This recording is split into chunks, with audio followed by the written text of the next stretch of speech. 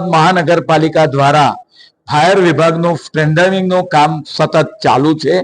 હાલ 24 જેટલા ફાયર સ્ટેશનો અસ્તિત્વમાં છે અને આવનાર સમયગાળા દરમિયાન મહાનગરની અંદર દર 10 કિલોમીટરે એક ફાયર સ્ટેશન હોય તે પ્રકારનું પ્લાનિંગ થઈ રહ્યું છે। જે રીતે હાઈરાઇઝ બિલ્ડિંગ નગરની અંદર બની રહ્યા છે તો તે માટેના આપણે વાત કરીએ કે હાલ 20 માર્ચ સુધી તો સ્ક્રોન રેલ જઈ શકે એ માટેનું આયોજન મશીનો મહાનગરપાલિકા પાસે છે। પરંતુ હાઈરાઇઝ બિલ્ડિંગોની અંદર મહાનગરપાલિકાએ ગ્લોબલ ટેન્ડર બહાર પાડી એનો વર્ક ઓર્ડર આપેલો છે। આ જે સાધનો જે કંપનીઓ છે એ વર્લ્ડ લેવલે એક કે બે કંપની આ પ્રકારની મશીનરી બનાવતી હોય છે જે 60 માળ 70 માળ સુધી પાણીનો આપણે વાત કરીએ કે છંટાવ કરીને આગ ઓલવી શકાય તો માટેના વર્ક ઓર્ડર આપી દેવામાં આવ્યા છે। આવનાર સમયગાળા દરમિયાન આ સ્ક્રોલ આવી જતા મહાનગરપાલિકાને તેનાથી ખૂબ જ ફાયદો થશે અને હાઈરાઇઝ બિલ્ડિંગોમાં તેનાથી ખૂબ જ ઉપયોગીતા થશે। જે રીતે મહાનગરની અંદર જે હાઈરાઇઝ બિલ્ડિંગોની અંદર સ્મોકને કારણે ધુમાડાને કારણે નગરજનોને તકલીફ પડે છે તો એ માટેના જરૂરી સાધનો મહાનગરપાલિકાએ ઓક્સિજન માર્ગ સાથેના વસાવ્યા છે।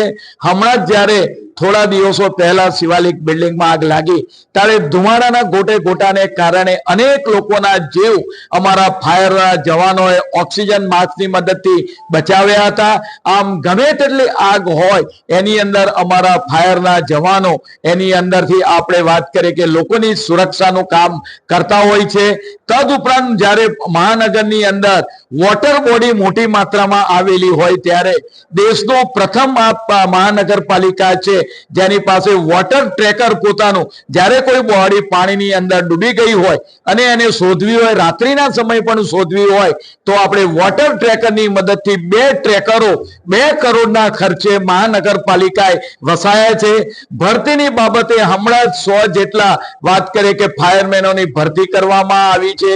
તેની ફિઝિકલ એક્ઝામ પણ લઈ તેમના ઓર્ડર પણ આપી દેવામાં ચીફ ફાયર ઓફિસરની નિમણૂક કરવામાં આવી છે અને જે રીતે અમદાવાદ 480 ચોરસ કિલોમીટર એરિયામાં વિસ્તરેલું છે ત્યારે આપણે વાત કરીએ કે નદીની પૂર્વ અને નદીની પશ્ચિમ એમ બંને બાજુના ફાયર ઓફિસરો એની અલગ નિમણૂક એની અલગ એપોઇન્ટમેન્ટ કરવામાં આવી છે।